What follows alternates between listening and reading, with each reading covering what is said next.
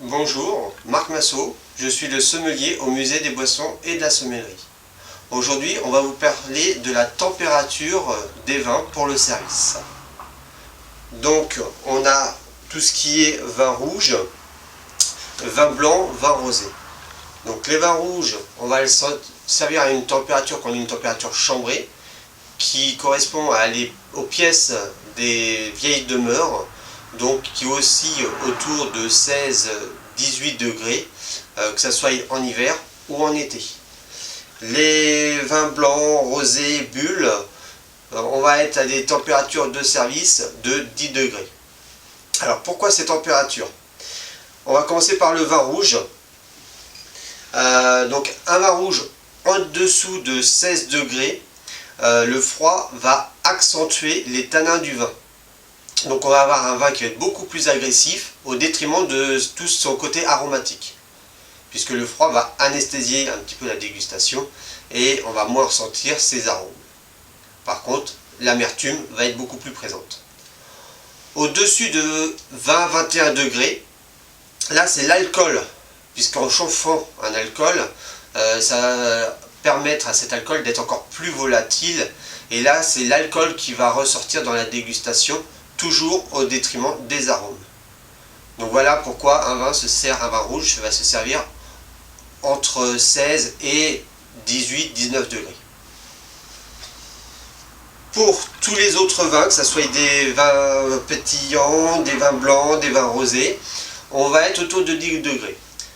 Alors il y a plusieurs raisons. Donc déjà, en dessous des 7 degrés, pareil, c'est une question de froid qui va totalement anesthésier les arômes. Donc on va avoir moins de plaisir dans la dégustation. Au-dessus de 15 degrés, pour tout ce qui est donc ces vins blancs et rosés, l'acidité va être présente et nous, en tant qu'être humain, on accepte mal l'acidité. Donc c'est pour ça qu'on rafraîchit un petit peu tous ces vins-là. La plupart du temps, quand on vous parle de température du vin, on vous parle de la préparation des bouteilles. On oublie tout ce qui est choix du verre et les accessoires de service. Puisque pour un sommelier, le but ultime, c'est d'avoir un service le plus parfait possible. Donc déjà par rapport à la température du verre, puisque quand vous allez servir le vin dans le verre, il va y avoir un choc thermique qui va se produire, puisque la température entre la boisson et le verre est différente. Donc dans le temps, on avait les rafraîchissoirs à verre, des petits bacs dans lesquels on fait tremper le verre, et ce qui permet de l'avoir à une température correcte de service. On mettait juste de l'eau fraîche, donc environ 12 degrés. Donc comme ça, pour les vins blancs, il n'y avait pas de choc thermique. Et pour les vins rouges, si la température, alors surtout en plein été, était très forte, donc de rafraîchir le verre, de le poser sur la table quelques instants, le verre va remonter un petit peu en température et sera autour de 17 degrés, la température idéale pour le service du vin rouge. Donc voilà, ça c'est une première chose. Après, il y a des erreurs à éviter. C'est par exemple de mettre le verre dans un frigo ou dans un congélateur pour le rafraîchir. Là, le froid qui va englober le verre, puisque le verre va être givré, va être négatif. Donc voilà, quand on sort un verre du frigo ou du congélateur, le verre givre du fait du changement de température et il est tellement froid que même quand on met juste le nez comme ça sans vin à l'intérieur, on a ce froid qui vient nous anesthésier les narines et on va être empêché de sentir correctement et les arômes là ne vont pas apparaître. Ensuite, sur la conservation de la température, puisque le vin, avant de finir une bouteille, va mettre un certain temps pendant tout un repas. Donc on va utiliser le seau à champagne ou le seau à glace. Alors il faut savoir que on va mettre juste de l'eau fraîche avec quelques glaçons. En fonction de la température qu'on souhaite conserver, on rajoutera au fur et à mesure des glaçons. Donc Pour tout ce qui est vin blanc, vin rosé, vin pétillant, ce qui est important, c'est d'avoir une température conservée autour de 10 degrés. Donc que ça soit en été ou en hiver, puisque les pièces des maisons sont au-delà, hein, dans une maison il fait à peu près 20 degrés, plus en été. Donc voilà, c'est pour ça qu'on utilise toute l'année le seau pour ces gammes-là. Pour le vin rouge, donc en période d'hiver, on n'a pas besoin de seau, puisque la maison est à 20 degrés, donc une température qui reste honnête pour le service du vin rouge. Donc il n'y a pas besoin de seau. En plein été, les maisons, et si on boit le vin dans une véranda ou en terrasse, là la température elle monte largement. Donc on va utiliser un seau avec de l'eau, auquel on rajoutera éventuellement des glaçons, mais c'est juste pour tenir le vin à une température de service correcte. Donc je rappelle, hein, 16 à 19 degrés pour les vins rouges. Si vous rafraîchissez trop la bouteille de vin rouge, ben comme je l'ai dit auparavant, les arômes ne vont pas se dégager et on ne va pas apprécier le vin. Donc voilà quelques petits conseils, aussi bien sur le vin et en même temps sur le service.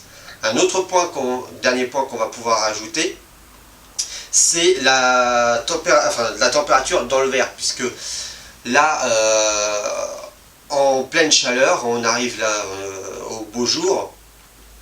Le vin, il ne faut pas le laisser trop longtemps dans le verre, puisque là, il va augmenter en température, et donc que ça soit pour les vins blancs, rosés ou rouges, l'alcool va vraiment se dégager. Donc il faut laisser le vin en température de service, hein, dans la bouteille, et en servir que légèrement.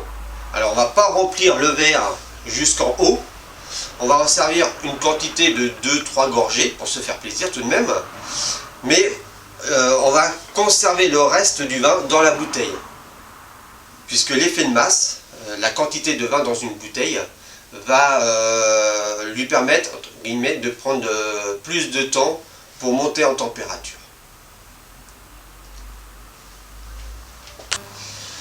Donc avez-vous des questions? Oui, si le vin est trop froid, peut-on le mettre à côté du chauffage ou la cheminée?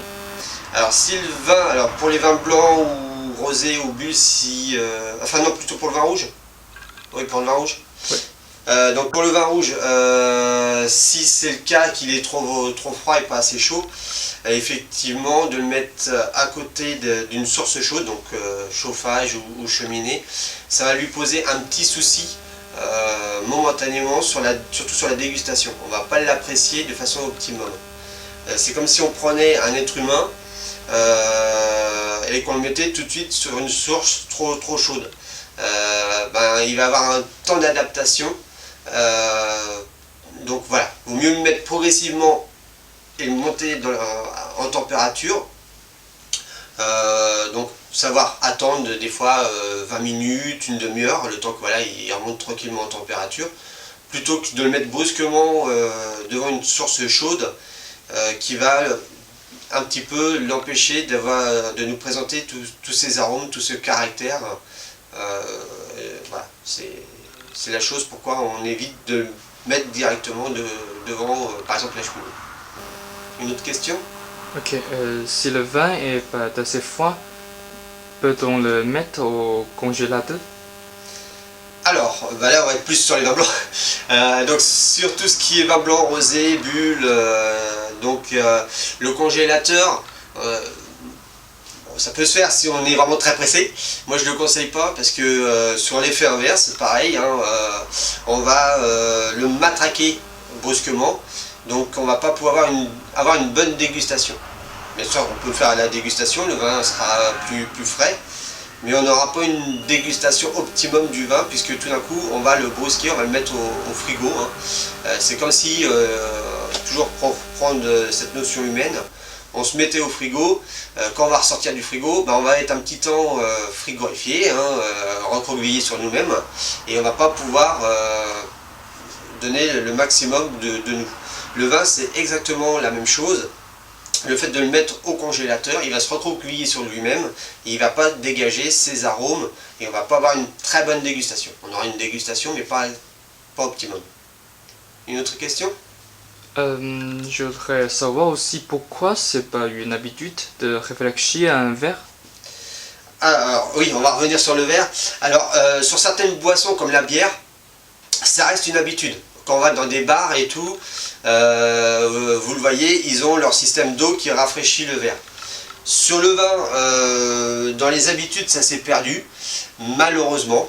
La raison, je ne la connais pas vraiment, mais c'est une chose qu'on devrait refaire, surtout voilà, dans les périodes où il fait chaud ou dans des régions qui fait chaud. Certes, ça nous oblige à mettre le vin dans l'eau, enfin le verre dans l'eau, et ensuite de l'essuyer un petit peu. C'est des choses qu'on devrait remettre, hein. D'avoir un sommelier qui vient avec un guéridon qui nous met à température le verre, ça fait un petit plus, ça fait du sérieux et c'est un côté professionnel qui devrait se remettre en place. Ça s'est perdu. Moi je le regrette, hein. On le voit dans toutes les dégustations qu'on fait au musée, où les gens nous posent des questions justement sur les rafraîchissoirs qu'on a en exposition. Quand on fait les dégustations, on le montre. Donc, je rappelle, hein, quand c'est des périodes chaudes, hein, on le remonte qu'il y a un impact important. Les gens le constatent. Certes, ça s'est perdu, donc ce serait des choses à remettre en place dans l'art du service des vins à table. D'accord, merci.